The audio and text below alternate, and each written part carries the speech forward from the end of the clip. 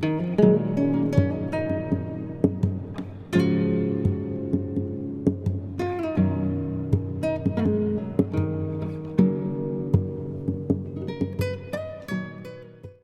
Diaz-Ronda, ça y est, l'expo s'achève. C'est une aventure d'un mois, avec toi toujours présent dans les lieux, par les échanges, par des tas de rencontres autour de ton travail et grâce à lui. Et en plus, hier, un événement, une première pour l'anniversaire de la Galerie 21, c'était le premier thé au café de la galerie, espèce de publi-reportage, si on peut le qualifier comme ça, du moins de rencontre entre les amateurs d'art et les chercheurs, ceux qui ont envie de découvrir qui est l'artiste derrière l'étoile, aller un petit peu plus loin, traverser l'image, te rencontrer. On est après, tes impressions Léon, ton ressentir? En général, on est tout seul à l'atelier et on parle avec personne quand on travaille, on passe beaucoup de temps à l'atelier et on n'a pas trop l'occasion de se confronter, comme vous l'avez fait dans cette première, avec le public, avec les gens qui ont regardé déjà l'étoile et les questions qu'ils posent. Moi, ça m'a enchanté parce que des peintres silencieux, je suis devenu le peintre bavard. Et surtout, j'ai bien écouté ce qu'on m'a posé. Et je crois que c'est une formule qui est très très bonne pour les peintres. En tout cas, en ce qui me concerne moi. Donc je suis vraiment ravi de ça s'est déroulé. Tu en ressors avec des idées, des recherches nouvelles, des pistes nouvelles peut-être pour ton travail? Je ne pense pas que l'effet soit immédiat, Oui. parce que je suis quelqu'un de très lent. Je ne suis pas un rapide, je suis lent dans la compréhension des choses, à approfondir, donc pour ça je ne me précipite pas. Mais je suis sûr que dans les temps des opérations comme ça, on peut les ressentir dans le travail, un peu dilué peut-être, et bien de temps après, pour moi, dans mon cas, mais bien sûr, il y avait souvent un personnage de dos qui était en mouvement. Donc, il y avait le temps qui jouait là. Donc, le spectateur, ou moi, en tant que réalisateur, en tant que faiseur, c'est en quelque sorte le passé. Le dos, c'est le présent, et aller de l'avant, c'est aller vers l'avenir. Ça me convient parfaitement. Et surtout, que c'est vrai qu'il y a très souvent dans ma peinture des personnages qui sont de dos, qui vont vers l'avant et vers la lumière en plus. En essayant de pas trop me répéter quand même. Mais bon, ça c'est une nouvelle étape pour mon travail. Allez, je pense que oui, que ça aura une certaine influence dans le temps. Bon. Alors, une expo avec un bel échange.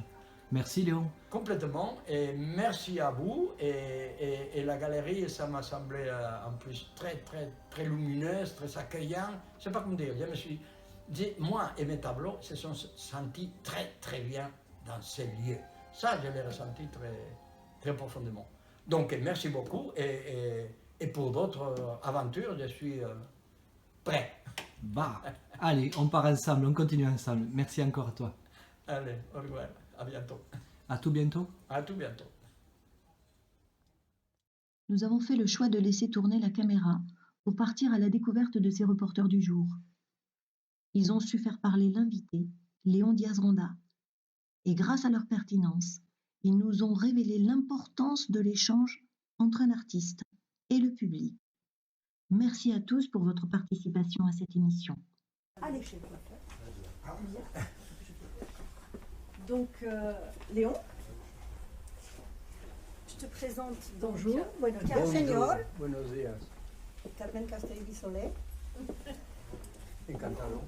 Que pensez-vous de l'art contemporain où on ne voit ni ombre, ni lumière, ni dessin, vous qui faites tant de lumière et tant d'ombre? La lumière, ombre et lumière. Oui. Et on ne voit plus actuellement, quand on fait de l'art contemporain, qu'on pose uniquement des couleurs, simplement pour mettre des couleurs, sans dessin, sans rien. Ce qui est différent de ce que vous faites vous, bien que ce soit de la photo, il y a quand même du dessin, il y a quand même de la couleur qui sont placées et on voit, comme par exemple le dos de cette dame, Oui. où l'on voit la lumière qui ressort. Ce que l'on ne voit plus actuellement chez les peintres contemporains. D'accord. Il faudrait faire la distinction entre ce qu'on appelle l'art contemporain, la différence entre l'abstrait et le figuratif. Oui. Il y a une différence, mais il n'y a pas une Énorme. opposition. Oui. Il peut ne pas avoir une opposition. Hein? Oui, on ne peut pas exactement. C'est pas une. Aujourd'hui, la peinture a été suffisamment libérée, entre guillemets. Il n'y avait rien à libérer peut-être, ou il y avait des questions sociologiques à libérer peut-être, mais en tant que peinture,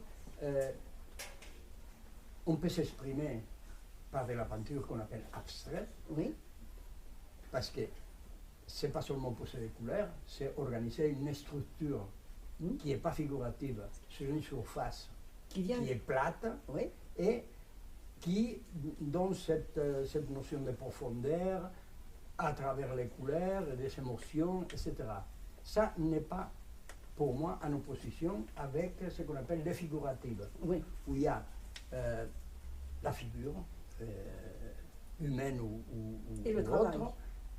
Mais la peinture abstraite, c'est aussi du travail. C'est pas, oui, c'est j'ai pas fait les non deux, plus- je suis peintre, j'ai fait les deux. Voilà. Et je reconnais qu'on a beaucoup plus vite fait, même si on a des idées, je connais des peintres qui en une matinée vous font un tableau en abstrait, mais quand vous faites une telle peinture comme la vôtre, ou quand on fait du figuratif où il y a du dessin, on y met 2, 3, 4 mois quelquefois. Quelquefois Ah, plus. ça, c'est une question de si on est pressé ou pas. Mais le bon travail, il ne faut pas être stressé, à mon Si. avis. Ah non, non, mais je suis jamais pressé, ou presque. Voilà, c'est Ouais. ça. Non, je ne suis pas pressé, donc je prends mon D'accord. temps. Mais, non, c'était une boutade cette histoire de pressé ou pas.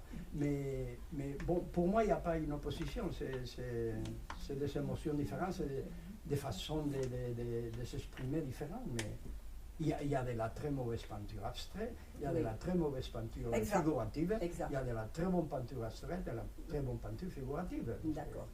Ça c'est. Voilà. Je ne sais pas si j'ai répondu complètement. Je pense que oui. Ah, pardon.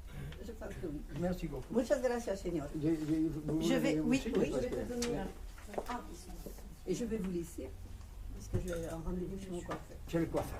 Bon. Voilà. Merci beaucoup. Merci Muchísimas Léon. gracias. Merci Carmen. Oui. Vas-y. Je te laisse te présenter. On s'est déjà vu, Ah, Vaiata, si, à si. votre vernissage. Je Je suis me très rappelle, contente très d'être bien. à votre dévernissage. Voilà.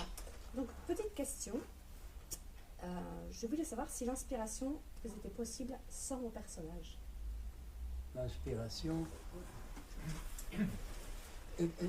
L'inspiration, c'est quelque chose que je ne connais pas très bien. Comment dire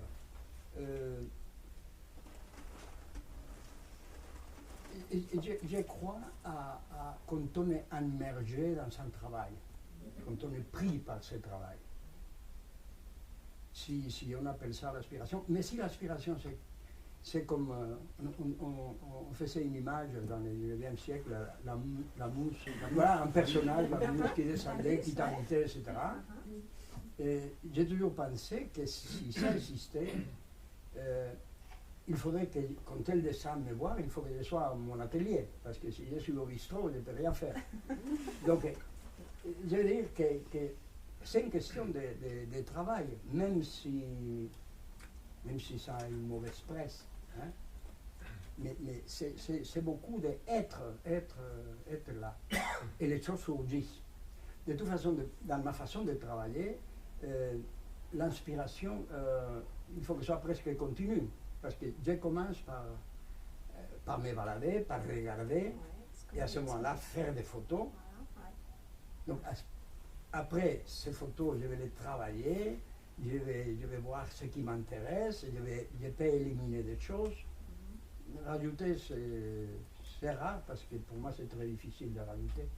Je ne connais pas très bien ces machines de Photoshop, tout ça. Mais enlever, c'est beaucoup plus facile. Bon.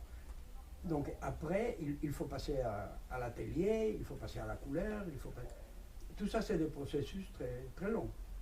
Et Donc l'inspiration, il faut qu'il m'accompagne depuis que je me lève le matin jusqu'à que je me couche, et si possible pendant que je rêve, que l'inspiration soit encore là. Et sans cette fameuse mousse, est-ce que ça serait pour vous le même élan, uniquement qu'avec, par exemple, des paysages sans vos personnes qui sont sur tous vos tableaux? Moi, je parlerais plutôt d'émotion. Si je me balade dans la campagne et je vois un paysage qui me met d'une certaine façon, ou que je suis attiré, ou que à ce moment-là, si je prends une photo, c'est de ces paysages qui m'a donné cette émotion que j'essaie après de reproduire ou pas. Peut-être après ça sort autre chose. Mais tout ça, c'est un processus, oui, d'inspiration peut-être, mais si possible en continu. Ok. Bah, merci beaucoup. Merci. Merci. Grâce à vous, quand même, on a réussi quand même à connaître un peu plus Léon et à le découvrir un petit peu plus. C'est bien. Il est difficile à percer. Hein. Eh bien, je ne sais pas si, parce que depuis le temps que je suis avec moi, je commence à me connaître un petit peu. Mais c'est pas comme dire. Oui, je travaille un peu dans le temps. Le temps est très important pour moi. Il faut que le temps continue. Le temps sur l'inspiration. Sans courir. Rebonjour. Je voudrais savoir comment vous êtes arrivé le travail que vous faites aujourd'hui, photo-peinture. Ouais. Comment, au départ, quel a été votre point de départ? Le dessin, la peinture quand vous étiez jeune, quand vous avez commencé, comment avez-vous commencé? Par quoi? Qu'est-ce qui vous a donné ce déclic de faire photo-peinture? Ben, j'ai commencé comme tous les enfants par dessiner beaucoup. Oui. Surtout à l'époque, il n'y avait pas la télévision, même pas la radio. Donc j'ai dessiné beaucoup. Après j'ai arrêté de dessiner, après je suis revenu. Donc je pense que c'est le dessin qui fabrique en général ce qui peut devenir après un peintre. C'est dessiner. La photo concrètement, c'est venu après une époque de 15 ans où j'ai fait que de la gravure. J'ai commencé à faire après j'ai commencé, après le dessin, j'ai commencé à peindre, à faire la peinture, etc. Et à un moment donné, j'ai tombé sur la gravure. Et la gravure, c'est une technique très dangereuse, qui peut manger la tête des dents, comme ça, et ce qui m'est arrivé. Donc j'ai arrêté même de faire de la peinture pour faire que de la gravure. Parce que c'est quelque chose de passionnant. J'ai passé 15 années et à un moment donné, j'ai commencé à obtenir pratiquement ce que je voulais au préalable et tout ça. Et j'ai eu peur de m'ennuyer. Mais c'est pas ça. Je ne pense pas qu'on bouge un petit doigt pour une seule raison. C'est un faisceau de raisons qui font qu'on fait une action. Donc, ça, une des raisons, c'est ça, c'est que j'avais passé 15 ans de gravure et je voulais presque m'en sortir d'une certaine façon, parce que ça devenait dangereux, je devenais monomaniaque. Et il semblerait qu'on peut enfermer même pour des choses pareilles. Donc, j'ai rentré, j'habitais à Uzès à l'époque, et j'ai rentré du salon de Genève. J'ai travaillé avec une galerie de Genève et on avait fait le salon. Et c'était l'année où Octavio Paz était mort. Et à Genève, le salon de la peinture et le salon du livre, ils étaient dans le même bâtiment, ils se communiquaient. Et il y avait tout un tas d'hommages à Octavio Paz, que c'est un poète et un essayiste mexicain, qui a été très important pour moi dans ce que j'ai pu piocher de lui en le lisant. Je ne l'ai jamais connu, mais physiquement, mais bon. Et ça m'a touché. Et en descendant avec mes tableaux qui restaient dehors, dans la voiture, et tout seul dans la voiture, à côté dans les sièges à côté, il y avait une revue ouverte avec la photo d'Octavio Paz, plan page, la tête d'Octavio Paz. Et en descendant et en regardant, voilà peut-être l'inspiration. Je me suis dit, il faut que je le fasse un hommage à Octavio Paz, comme on a l'habitude de faire des peintres un peu orgueilleux comme ça, on va faire un hommage. Mais bon, j'ai ressenti ça. Et ça a été un peu comme un flash, comment faire. Je me suis rappelé de calcomanie quand j'étais gamin, je voulais faire cette tête. Donc j'ai pris un petit toile et j'ai fait mon premier transfert, mais je savais comme Rauschenberg, les peintres américains faisaient les transferts du triplo, etc. Mais c'est très dangereux pour la santé, mais bon. Donc j'ai fait mon premier transfert de la tête d'Octavio Paz. Et après, ça m'a rappelé comme si c'était la tête de portrait de mon père. Il y avait une certaine ressemblance. Donc petit à petit, j'ai commencé à combiner gravure et transfert, etc., jusqu'à que la gravure a disparu naturellement, sans coupure. Donc il y a une frontière, mais la frontière, c'est jamais une ligne, c'est une espèce de no man's land, là où se mélange tout. Oui, on avance par Voilà. rapport, quoi. C'est l'itinéraire. Voilà, d'accord. Merci. Et maintenant, j'ai continué à avoir des surprises avec les transferts, c'est pour ça que j'ai continué. Voilà. Ah bah, toujours des surprises. Oui. D'accord, merci.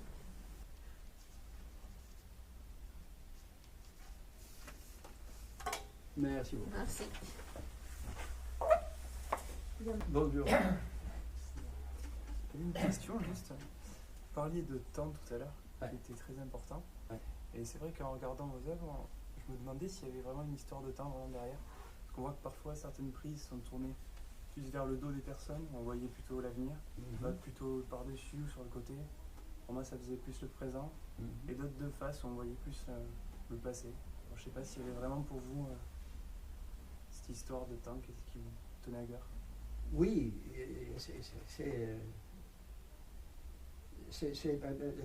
tu vois, c'est des choses pour moi, des réflexions plus intéressantes de savoir si c'est de la peinture ou la photo. Parce que là on commence à aller, à rentrer dans la peinture, dans l'image, à rentrer. Et c'est évident que pour moi ça a été toujours très, très, très important. La notion des temps, parce que c'est relié à la mémoire aussi. Le temps et la mémoire, et la mémoire en plus, c'est extrêmement capricieuse, extrêmement sélective. Et j'ai l'impression, quand j'arrive à être spectateur de mon travail, il faut que ça passe quelque temps, une fois que, quand je suis dedans, quand je suis sur une série de tableaux, je suis trop dedans, mais quelques temps après, 6 mois, 1 an, 300 après, je peux presque regarder comme si ce n'était pas moi qui l'avais fait. Et c'est vrai que j'ai cette impression des fois que c'est comme un flash de la mémoire, comme une image furtive dans la mémoire, comme ça, tchouf, qui n'est pas trop précis, mais qui est... Donc c'est la mémoire, donc c'est le temps. Pour avoir la mémoire, le temps, il faut qu'il est passé. Et en plus, j'aime beaucoup, je ne sais pas si le mot aimer c'est juste, mais je suis très attiré par les gens qui marchent. C'est ça, ce que je me disais, voilà. Ce côté du mouvement. Voilà. C'est-à-dire que dans la photo, il va être figé, mais il y aura quand même ce mouvement qui sera retranscrit très précis. Et Voilà. après, vous le retravaillez en peinture, ce qui souvent était plus dur à retravailler, vous mettez un mouvement dans la peinture. Et ça va vers le futur. Hein? Ouais. Hein? C'est comme si le présent était en train d'avancer, parce que le présent n'existe pas, ils disent les philosophes, et en plus c'est extrêmement vrai. Enfin, je ne sais pas si c'est vrai, mais c'est comme dans la philosophie chinoise, il y a une notion de vide, une roue qui tourne, à un moment donné, le centre, il doit être vide parce que tu vois. Donc le présent, c'est la même chose, c'est le vide entre le passé et le futur, quelque chose comme ça. Ah non, mais cette histoire de temps, ça me taraude beaucoup quand je suis à la télé, parce que les privilèges des peintres, c'est qu'on passe beaucoup de temps tout seul, sans aucune pollution. Donc, tu sais, c'est pour ça que l'inspiration, ça m'arrive la plupart du temps, je pense à des choses qui n'ont rien à voir avec les tableaux quand je travaille. Ça vous fait voyager.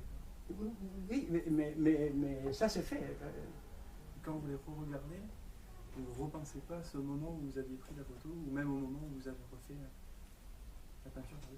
C'est un peu tout mélangé, ça se croise tout là-dedans. On a une espèce de machine très bizarre là-dedans, mais qui fonctionne. C'est bien pour moi. Attendez. Merci. Merci à toi. Allez, je te fais un petit.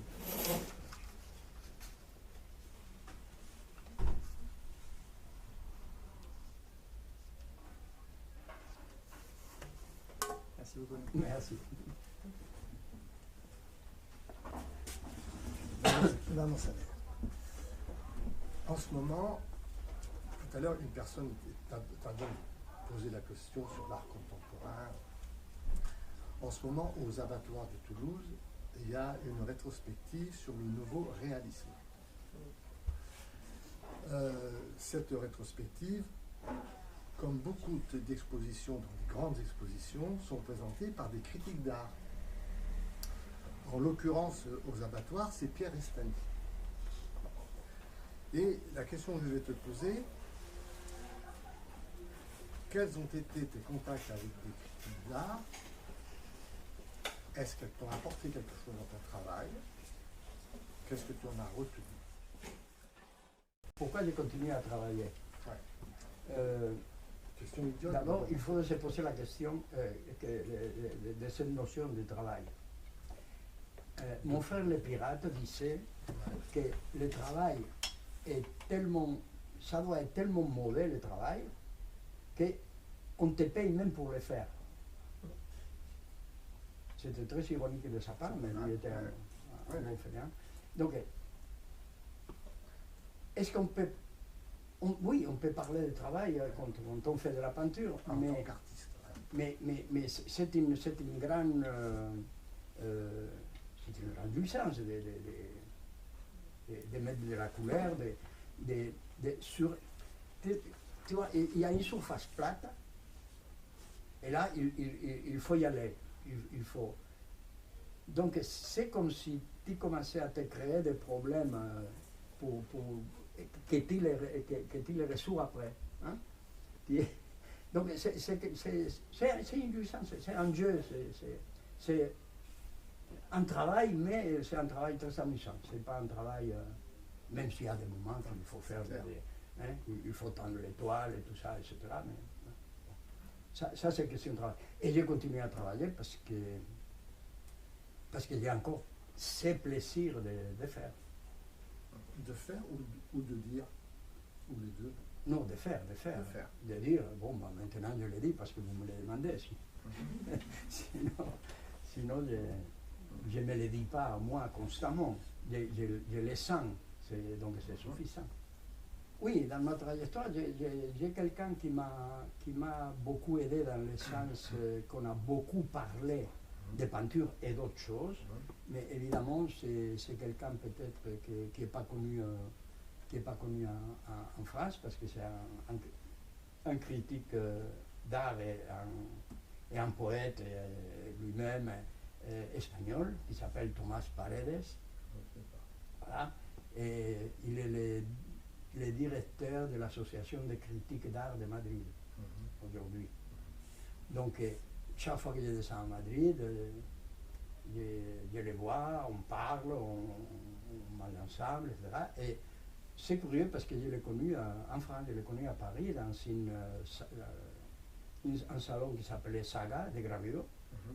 Et c'est là qu'il est venu, lui, pour faire son petit marché, c'est la critique pour le journal avec lequel il travaillait.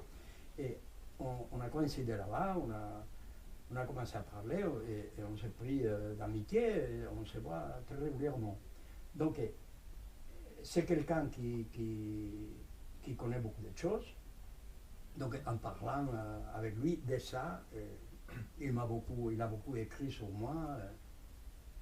Il a fait il y a un catalogue ici, il a fait la préface d'un catalogue d'une grande exposition qu'il avait fait en Espagne, en Andalousie. Voilà. Et lui, ça m'a marqué. Sinon, le reste, je n'ai pas eu de contacts particuliers avec des grands critiques, mais c'est toujours, à mon avis, c'est toujours intéressant.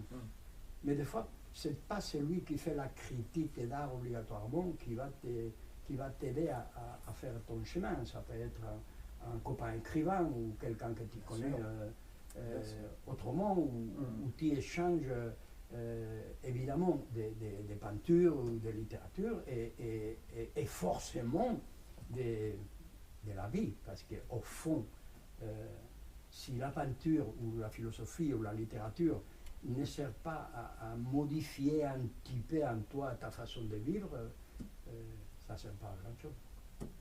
Okay. Forcément, tous les gens que tu côtoies, ça. Y compris maintenant. Et évidemment. N'est-ce pas, Sylvie? Merci. Hein? Ça c'est. Un galeriste, par exemple, ça peut être une aide extraordinaire pour moi. Parce que. Ça, c'est important aussi. Bien sûr, parce que. Galeriste est quelqu'un qui, quand il accepte. Parce que c'est un critique aussi. Voilà. C'est un critique. Moi, je préfère travailler comme ça. Je trouve plus passeur que critique. On va passer quelque chose. Le fait que tu arrives dans mon atelier et que tu dis je veux ça pour mon exposition, c'est une critique dans le sens noble du terme. Hein. C'est pas tu es moche, tu as les yeux torus, c'est pas ça. Bien sûr. Donc ton choix, c'est une partie de ce qui guide après. Exactement. Et de présenter le travail dans cet espace-là. Mais c'est très curieux parce qu'il y a des expositions où tu as pratiquement jamais contact avec le public. Ici, c'est un peu spécial et c'est très bien. Mais des fois, tu fais une exposition et tu as été au vernissage et après tu reviens et tu as vu, parce qu'au vernissage, tu vois des gens, mais bon, bref. C'est très souvent que quand tu arrives pour décrocher, tu sais qu'est-ce que ça a donné l'exposition du point de vue intérêt pour le public. Il y a une espèce de choses qui renvoient et même on pourrait presque percevoir les toiles qui ont été les plus regardées ou appréciées ou senties. C'est pas mal. C'est pas mal. Ouais, c'est intéressant. On pourrait presque s'imaginer à un moment donné qu'il y ait quelque chose, des capteurs, des choses comme ça, qui permettraient, et qui reste, que tu as des gens qui viennent et qui pourraient presque communiquer, parler avec les autres, avec comment les œuvres. C'est pourtant vrai. Hein. Oui, mais c'est comme pour la peinture. On peut parler de la peinture, mais qu'est-ce qu'on peut dire de la peinture en parole, des images, des choses comme ça. Donc c'est quelque chose qui se transmet émotionnellement. Voilà, des émotions. Voilà. Merci. Mais je vais y aller. Oui, justement, bien sûr. Enchaîner sur les émotions. Allez-y. Je vais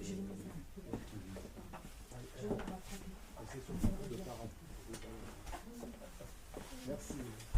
Bonjour monsieur. Moi, quand je vois votre peinture, j'ai des émotions et j'ai même un peu un état un peu hypnotique, vous savez, comme si je pouvais sortir de moi et voir le monde d'en haut, un peu, et voir votre peinture comme si je pouvais la voir, les mêmes paysages, les mêmes trucs, mais vus d'en haut. Comme peut-être votre père, depuis là-haut, voit le monde comme vous le représentez. Et je voulais savoir si vous étiez dans cet état un peu, au moment où vous travaillez, si vous étiez dans cet état un peu second, sorti un peu de... Ou si c'est ça l'inspiration, si c'est ça, c'est tout ça. Hein. C'est difficile à couper des morceaux. Ouais. Ça serait comme des tranches. Mais c'est vrai que c'est très souvent, et je pense que ça c'est pas sur le moment, c'est n'importe qui se met à travailler tout seul ou à faire tout seul quelque chose. Je pense qu'il y a des peintres dans la salle, je pense qu'ils ressentent aussi quand on se met à travailler, quand on se met à faire, quand on est immergé, mais c'est pas seulement à mon avis pour là, c'est dans n'importe quelle action quand on est pris, quand on est vraiment pris, on ne pense pas à ce qu'on fait. Enfin, on est dans l'émotion. On est là-dedans et on peut penser à d'autres choses, mais on est là-dedans, c'est peut-être ça l'état second. C'est comme si on avait plus besoin du conscient pour utiliser la main. En peinture, on dit aussi, on disait à l'époque, qu'il faut que ce soit la main qui pense. C'est pas la tête qui doit penser, c'est la main qui doit penser. C'est vrai. Donc c'est peut-être l'état second, c'est très agréable en plus. Hein, non, mais ce qui est formidable, on peut se chuter à ça. Merci beaucoup. Merci à vous. Merci.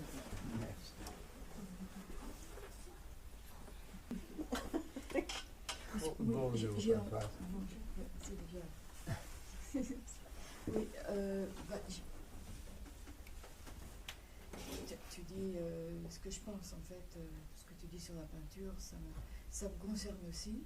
Donc j'ai pas grand chose à rajouter, sauf que moi quand je suis en fin d'exposition, quand je remballe mes enfants, j'ai un grand vide après qui se fait en moi, une grande, c'est pas une fatigue intellectuelle, c'est une émotion négative. Je le sens très douloureusement. Un vide émotionnel. Je sais pas quoi dire. Non, mais c'est difficile, oui. Ouais, c'est un peu comme... quelquefois, j'ai comparé ça à un accouchement. Ouais. Quand on a avec un enfant pendant 9 mois, on a vécu avec. Bon, il sort, paf, c'est terminé, on se retrouve tout vide, tout... moi, ça me fait un peu ça. Vous avez pris une postpartum, tu dis. Oui, non, mais ça c'est comme... Bien sûr, parce qu'on met beaucoup je ne sais pas quel mot utiliser, d'émotions, d'espoir, d'amour. Quand on fait une expo, on s'implique beaucoup. On s'implique et moi, ça me turlupine depuis l'atelier, cette expo, ça encombre quand même. Hein. Et puis, une fois que c'est accroché, tu as mis tout dans tous les coins, là, pour moi c'est terminé, ça ne me fait plus rien. Je ne sais pas si tu penses pareil. Ça me touche plus. C'est plus à moi, c'est sorti. Là, tu parlais quand je ramasse mes enfants, quand je viens reprendre mes enfants.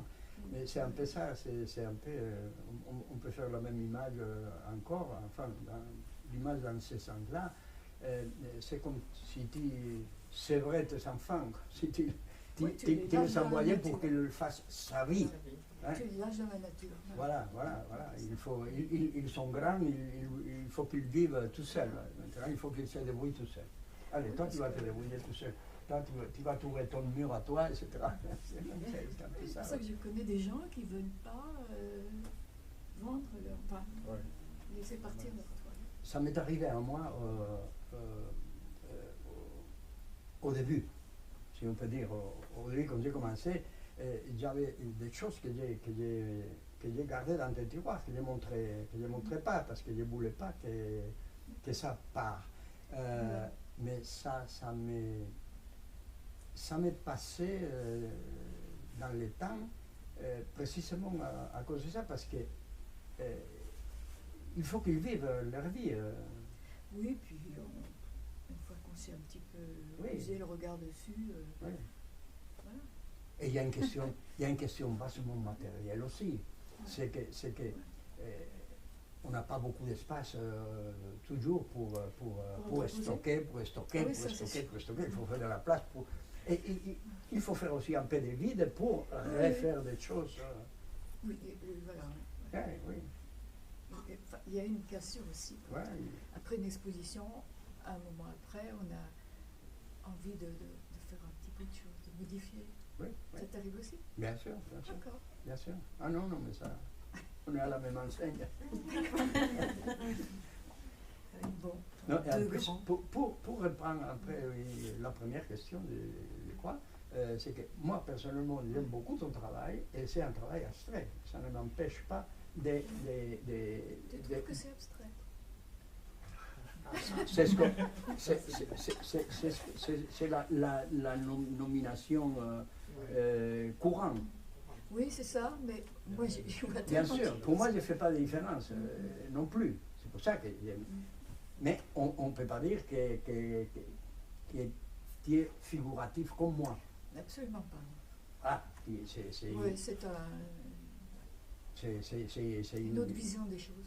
Bien sûr, voilà. Même il y a beaucoup de flou, parce que oui. J'adore le flou. D'ailleurs, il y a un très bon bouquin, je ne sais pas si tu connais, de comment il s'appelle,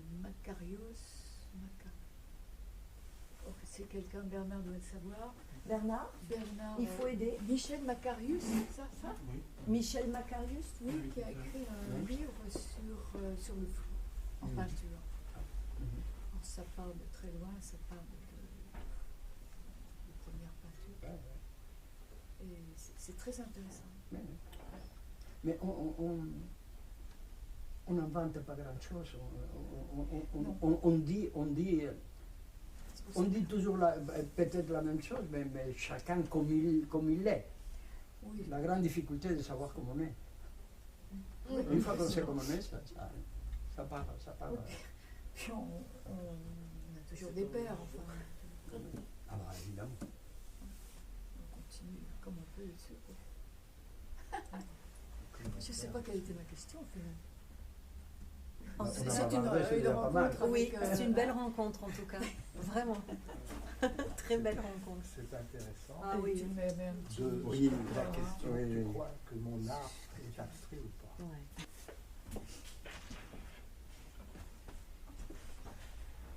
Ouais. Bonjour.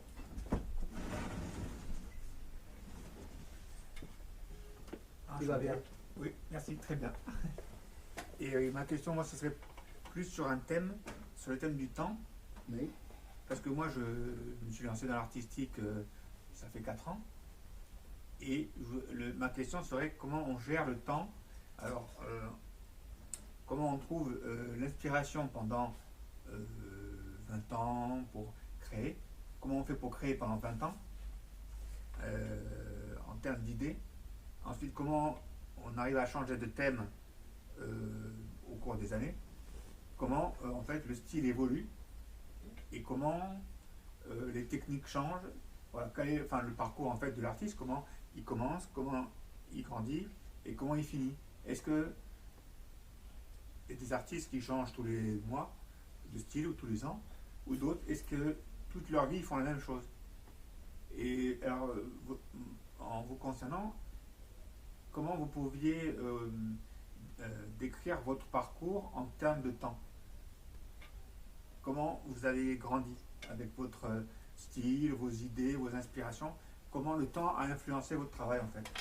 Et votre style et votre technique? Et comment est-ce que des fois le temps vous a dit tiens, mettez un peu plus de couleurs ou de cette matériau, tiens, est-ce que j'ai pas envie de peindre sur de l'alu ou sur du bois ou... Est-ce que comment le temps a influencé en fait vos choix quoi? Oui, oui. Oui, les temps certainement a influencé ma peinture parce qu'il a influencé ma vie. Et ce qu'il faut penser, c'est que on ne peut pas séparer la peinture de la vie. Oui, parce que on ne peut pas dire je vis là et je expériences. peins là. Oui. Donc c'est quelque chose qui est imbriqué. Oui, parce que la vie influence les choix. Et vous voulez dire par là que votre vie a influencé vos choix en termes de taille, tiens, de tableau par exemple. Pourquoi on choisit, tiens, un grand? Pourquoi on veut faire un jour un petit? Pourquoi on va faire quelque chose de très épuré? Je vois, par exemple, là, il y a une foule de personnages, et un jour, tiens, pourquoi on va en faire qu'un? Qu'est-ce qui fait que, ah ben tiens, cette semaine, ou cette année, ou pendant 2 ans, je vais faire que des carrés? Vous voyez ce que je veux dire? Comment? Est-ce que ça vous a influencé comme ça, ou alors non, vous n'avez pas de notion de temps, vous faites... Non, oui et non. Je veux dire, j'ai jamais réfléchi comme ça. pris des années pour faire le même carré, mais j'ai dit ça tout à l'heure, j'ai passé une quinzaine d'années, comme ça, grosso merdo, une quinzaine d'années à faire que de la gravure. Que de la gravure, parce que j'ai tombé dans la gravure. Mais j'ai tombé dans la gravure, pas par choix de volonté. Oui. Je crois qu'il faut faire la distinction là entre la volonté que tu dis maintenant je vais faire un tableau grand et une image grand format qui s'impose à toi. Donc moi je peignais comme tout le monde qui peigne, et avec des copains, un jour il y avait une fille qui avait dans les copains peintres qui avait une presse taille douce. Et il a dit, ben, si on faisait un atelier collectif. Donc j'ai commencé à faire de la gravure avec 4 ou 5 copains peintres, avec la presse de cette personne. Donc petit à petit, je faisais de la gravure une fois par semaine. On se rangeait une fois par semaine, on faisait de la gravure, après on buvait un canon, comme c'est forcé dans ces pays, hein, et on ne peut pas faire autrement. Et bon, après c'était 2 jours par semaine. Et petit à petit, j'ai laissé tomber la peinture et j'ai fait que de la gravure pendant une quinzaine d'années. Comment on arrive pendant 15 ans à se dire, pendant 15 ans, quand on y pense, c'est quand même long. Oui. Et comment alors on passe, on dit, on ne sait pas combien de temps on va rester dans la gravure. Par exemple, ça peut juste être une expérience d'une semaine parce qu'on a un ami qui est comme ça. Et après, parce que moi je vois, ça fait que 4 ans que je fais ça, et j'ai déjà essayé plein de supports. Ouais. Et bon, c'est parce que je suis gourmand, j'ai envie d'essayer. Ouais. Et peut-être qu'un jour, je vais me spécialiser 15 ans dans l'alu. Et 15 ans dans le carton. Mais évidemment, quand on commence, c'est tous les commencements, c'est pareil. Tu as envie de toucher à tout. Non? Et petit à petit, c'est l'instinct qui te pousse vers ce qui te plaît plus ou que tu es le plus doué. En général, on ne va pas toujours là où tu es le plus doué. Parce que là où tu es le plus doué, tu le fais avec de la facilité et tu ne donnes pas de l'importance. Mais par contre, les choses qui sont difficiles, là tu t'acharnes plus. Et en plus, tu vois d'autres qui le font avec une facilité que toi tu t'énerves.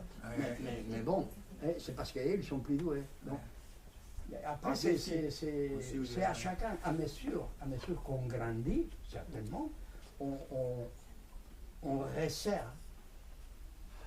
On resserre les choix pour approfondir peut-être. D'accord. Mais c'est des chemins, je t'avoue que c'est des chemins, à mon avis, complètement individuels. Je veux dire, à chacun son chemin, il n'y a pas une recette, il n'y a pas de... D'accord. Position, c'est pareil, des fois ça vous est arrivé de pouvoir exposer, de vous dire bon maintenant j'expose plus, je travaille, et finalement l'exposition vous manquait, donc comment vous séparez ça dans le temps entre la création et la recherche d'exposition? C'est vrai qu'il faut dédier un certain temps à chercher l'exposition, mais une fois que les choses se mettent en place, que ça avance, etc., les choses se font un peu comme le reste, ils se font un peu tous, apparemment tout seuls, mais pas tout seul, mais bon, sans trop mettre de volonté qui prend beaucoup de place dans la tête, des fois, ça se fait, Voilà. D'accord. Parce que c'est pareil, des fois on est un peu partagé entre la partie créative, où on doit réfléchir quand même, et la partie après, montrer ce qu'on a fait, quoi. Et là, du coup, on ne crée plus, puisqu'on recherche... Mais c'est important de montrer. Hein. Ah oui. C'est important de montrer parce que ça te permet de c'est comme des chapitres, ça te permet de passer à un autre chapitre. Oui. D'accord. Bon ben voilà les questions, c'est le temps. Merci. Merci à vous. Et du coup, je propose thé ou café? Café alors. Café? Oui. Sur le principe de la journée d'aujourd'hui. Venant de toi, je ne pense pas que ça serait la tortue. C'est gentil. Donc pour revenir un peu sur le principe de cette journée, je pense que les goûts nous apprennent beaucoup sur une personne, sur sa sensibilité, peut-être même sur son art, quand elle est créative. Ce n'est pas mon cas, mais le vôtre. D'ailleurs, on peut en apprécier à la teneur aujourd'hui. Et donc, je vais vous poser la question cruciale du jour. Est-ce que vous êtes plutôt thé ou café? Et qu'est-ce qui vous intéresse dans cette substance? Est-ce que ça vous permet de créer? Est-ce que quand vous créez, justement, vous buvez du thé ou du café? Du thé ou du café? Bon. Les deux? Non. Aujourd'hui, je ne me chute ni au café ni au thé pratiquement. Je bois beaucoup de thé le matin, et après je ne bois plus. Mais j'ai été très café. J'ai dit très café, mais pas beaucoup, parce que tu vois, il arrive quand même, hein. du thé. Et toi, Priscille, alors, du coup? Du thé aussi. Non. Le café, ça aurait été, si j'aurais eu besoin, ça aurait été vraiment ma drogue à moi. Le café, ça me rend lucide. Et c'est pas toujours bon d'être lucide. Donc il faut mesurer la dose.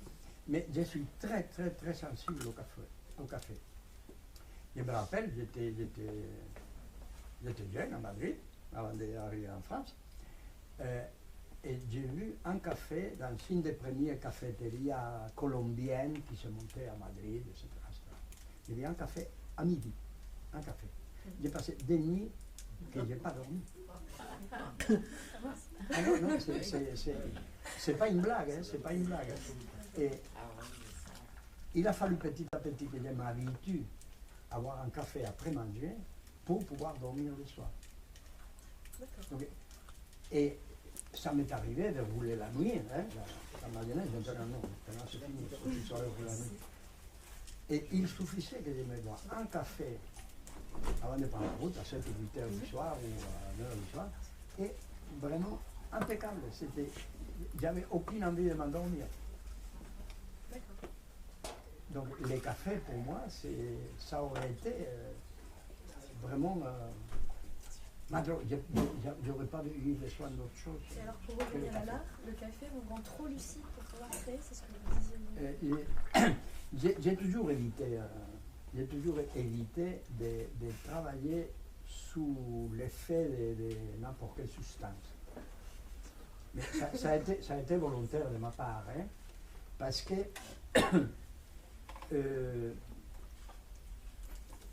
j'ai pensé que, et je le pense encore, que c'est une exaltation de toi qui te permet certainement de faire des choses intéressantes. Mais comme je suis très accroché au temps, je préfère que ce soit le temps, dans la longueur, qui fasse ça. D'accord. Je ne vais pas prendre de raccourcis avec le temps. Donc, j'ai jamais utilisé, quand on avait ces fameux ateliers de gravure, par exemple, à un moment donné, quand j'ai commencé à travailler pratiquement tous les jours, il y avait des copains qui passaient, et c'était l'époque whisky. Donc ils s'amenaient une bouteille de whisky, des choses comme ça. Quand j'ai commencé,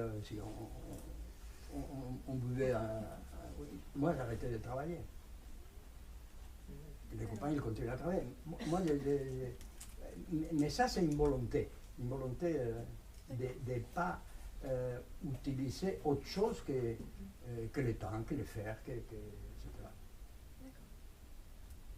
Merci beaucoup. Merci. On a eu la question cruciale en fait. Thé ou café intime, même. Ouais, très intime, je trouve. On a compétition, c'est sûr. Je crois qu'il y a encore une autre personne qui est pas passée, c'est Anna. Si, Anna. Vendez.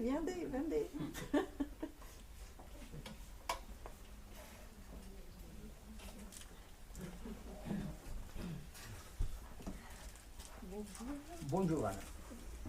Bon, moi, je suis un petit peu prise au dépourvu parce que franchement, j'ai regardé, j'ai pas pris le temps de bien regarder vos œuvres, mais bon, je suis en train de découvrir et votre procédé et découvrir vos œuvres en fait, qui sont superbes. J'aime beaucoup, ça me touche beaucoup. Merci beaucoup. Ça me touche beaucoup. D'ailleurs, j'en ai les larmes aux yeux. Et je suis vraiment très contente de vous avoir rencontré.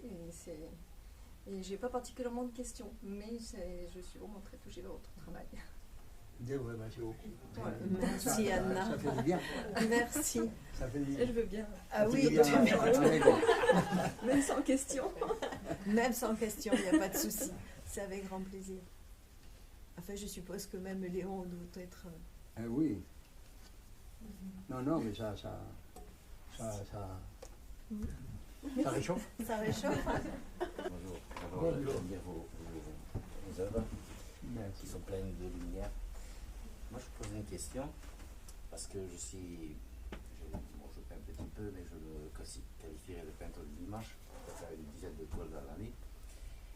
Et vu que vous avez quand même quelques années de peinture, vous devez avoir un stockage important. Oui. Voilà. Bon, j'ai le malheur de te marier avec une peintre qui ne fait pas une petite toile dans l'année. Bon. Et alors, mon souci, c'est d'arriver à garder certaines toiles parce que madame repeint par-dessus. Est-ce que ça vous arrive aussi d'écrire des toiles, de repeindre par-dessus Ah bon, oui. Oui, voilà. C'est une sacrée économie quand même. Oui, c'est une sacrée économie. Mais c'est aussi c'est peut-être un créateur aussi, non? Et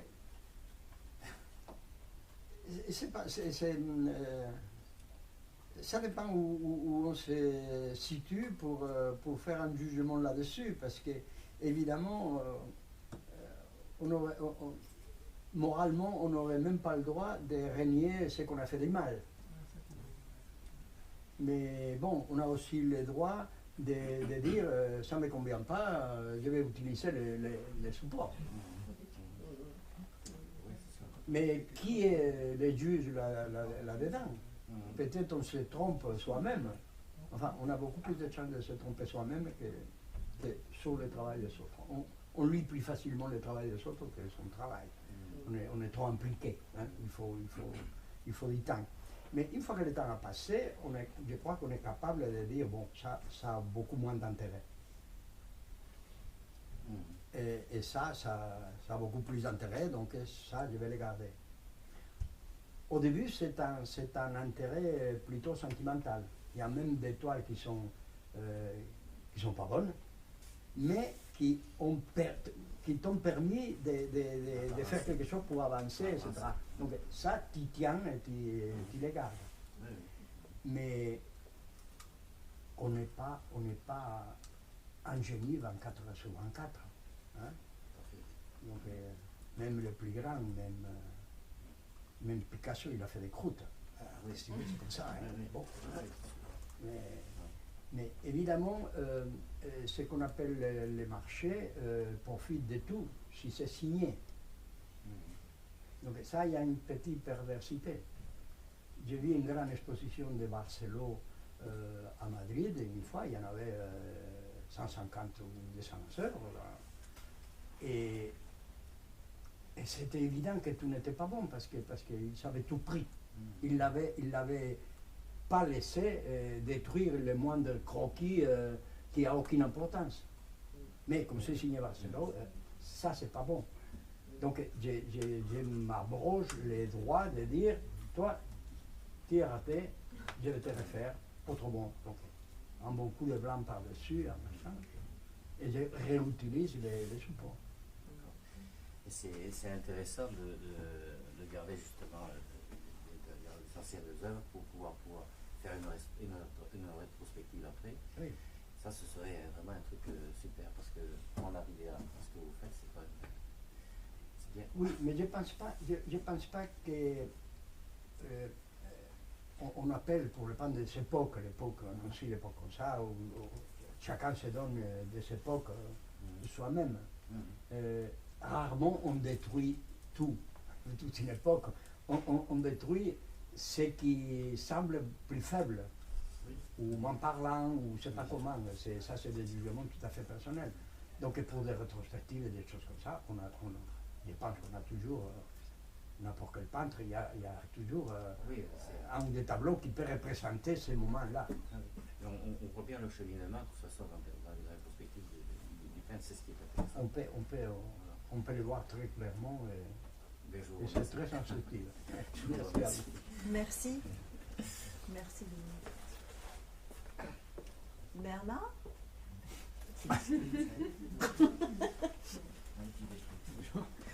Bonsoir. Bon, moi, je pose des questions, j'aime beaucoup tout ce que vous avez présenté là. Et, est-ce que vous pouvez parler plus fort? Oui, oui, d'accord. Je voulais simplement poser une question technique. C'est de l'acrylique ou de l'huile que vous mettez sur... C'est de l'huile. Ouais. Je peux faire, ça m'arrive très souvent de faire, une couche d'acrylique pour que la toile ne mange pas trop d'huile. Parce que je travaille surtout en glacier, hein, mais avec l'acrylique, on peut faire aussi peut-être des glacis, mais l'huile, ça c'est prêt. Et l'huile, ça va beaucoup mieux à ma façon de... autant que je le prends aussi avec de l'huile, parce que l'huile, il faut prendre le temps, quoi. Il y a une autre petite réflexion que je me suis faite tout à l'heure quand vous avez évoqué la caméra obscura, et qui retourne donc la peinture au climat. La gravure, il faut faire aussi à l'envers. Bien sûr. Donc est-ce qu'il n'y avait pas une continuité dans la photo, même après? Tout à fait. De lien là. Tout à fait. Tout à fait, parce que cette habitude de travailler système miroir, comme on dit dans la profession, donc en symétrie, ça me permet à moi d'avoir l'image photographique, et parce que je procède à l'envers. Je ne fais pas à l'envers que la façon classique de faire un dessin au fusain et modeler avec la couleur. Moi, je fais à l'envers. Donc, j'ai l'image photographique, ma toile, et je mets la couleur là où je pense qu'elle doit être par rapport à l'image, et après, avec le transfert, je viens modeler comme une sorte de dessin. Voilà, c'est pour ça que ça s'intègre. Voilà, il y a tout ce qui est couleur dans le tableau, c'est la peinture à l'huile. Merci bien. Merci Bernard. Merci. Est-ce que vous avez eu quand même des artistes qui vous ont influencé, entre guillemets, dans votre parcours artistique finalement? Et quels sont-ils? Voilà. Ben oui, il y a le premier, surtout un qui m'a beaucoup maltraité. Et c'était très bien comme ça. De ce côté-là, j'ai eu la chance de naître à Madrid, et à une époque où le Musée del Prado était gratuit. Donc j'ai passé pas mal de temps au Musée del Prado, surtout. Il y avait mon parcours, et Goya, c'est quelqu'un qui m'a vraiment... vous me direz, ça n'a rien à voir avec Goya, mais pour moi, il a été porteur de... Voilà. Après j'en ai eu des gens qui sont pas connus au public, comme un peintre lituanien qui habitait à Genève et qu'il était, j'étais très ami avec lui, avec sa femme elle faisait de la gravure, lui il était prof de volume à l'école des Beaux-Arts de Genève, mais il faisait de la peinture il était peintre, un très bon peintre, il s'appelle Gabriel Stanoulis, il était d'origine arménienne, et c'était pour moi, c'était vraiment quelqu'un qui m'a beaucoup influencé, aidé.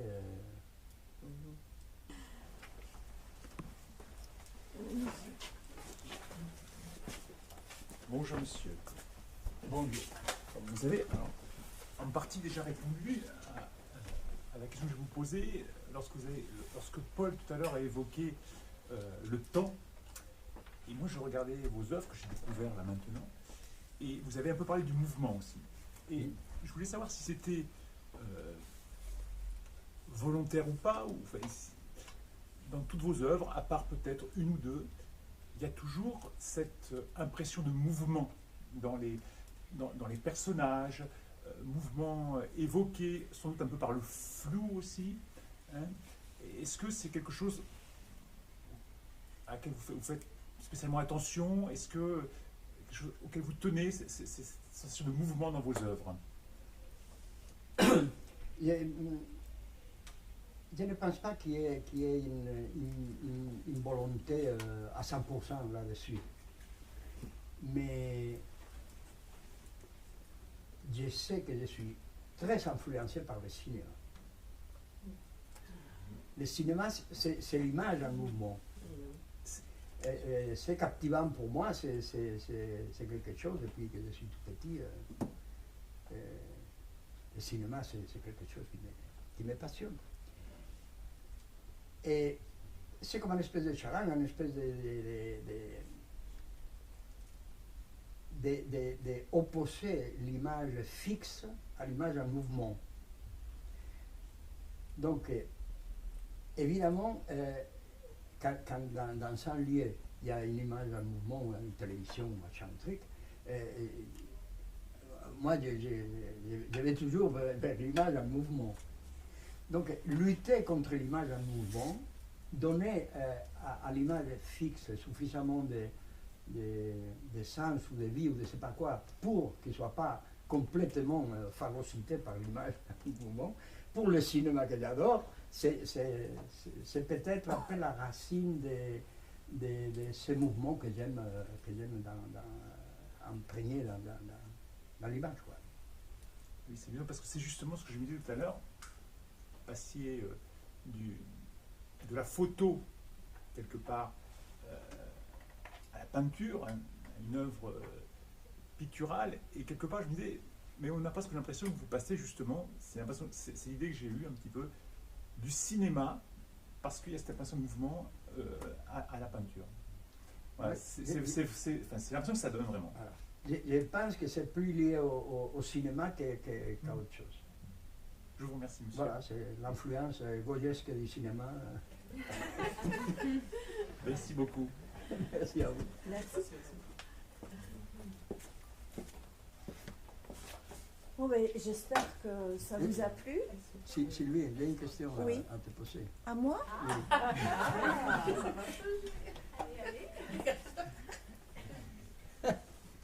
C'est comme tu veux. Oui. Tu craignais un petit peu. Est-ce que j'étais assez bavard? Oui. J'étais assez bavard oui. pour ton goût? Tu as été très bon. bien. Bon, vraiment merci. très bien. Tu as été parfait. Tu as été parfait. Je te remercie vraiment. Merci. Et merci à tous parce que vraiment c'était un bon moment. On a partagé l'anniversaire de la galerie. Bon, avec certains artistes, ils n'y sont pas tous, mais j'espère que c'est à recommencer. Tout à fait. Voilà. Le mois prochain, c'est Félicie Vigna qui sera là, et donc on refera une petite émission comme ça de thé ou café où elle viendra poser, vous viendrez poser des questions à Félicie, et elle répondra, j'espère, aussi bien que Et la que prochaine toi, fois, vous aurez plus de chance parce que ça ne sera pas en première. Ouais. Et on n'aura pas eu la coupure de Michel, oui, qui nous aura fait le coup du poisson. Très bonne idée. Merci. Non, mais c'est merci à vous. Bah, c'est gentil. On connaît merci. mieux l'artiste, on communique davantage avec lui. Ouais. C'est très Oui, puis agréable. c'est pas à nous, enfin c'est ce que je disais tout à l'heure, Oui. nous c'est notre anniversaire, c'était bien parce que ça tombait comme ça, Ah oui. mais c'est pas à nous à faire, nous on n'est que des passeurs, enfin je trouve, on est des galeristes, donc pour des artistes qui ont été là, qui ont déjà exposé, comme Anne Vautour qui a posé des questions tout à l'heure, Françoise Delbas, voilà, donc à qui on fera le thé ou café bien sûr aussi, mais en décalé puisque on n'avait pas Non, mais démarré. je trouve que c'est excellent. Mais voilà, et c'est c'est ce vrai qui que manque un petit peu dans les galeries. je sais pas. C'est contact, plus intimiste finalement. mais c'est Chacun vrai. fait Oui, à son. à sa main, on va le faire de façon passer. généreuse, je crois. Oui, Je sais oui, pas, oui, mais oui, bon, en c'est- tout cas, oui. on les aime, alors on Voilà. essaie de les. En tout cas, c'est très bien aussi pour Léon qui dit être triste le jour de son Ah, il ne faut pas m'en reparler de ça. Alors, le fait de partager ce moment convivial, ça met un petit peu de bonheur, de joie, et c'est Bien une sûr. continuité, on va dire. C'est vrai. Ouais. Bravo. Merci Léon. Merci à vous. Merci à toi. Merci. Alors là, c'est bien gentil.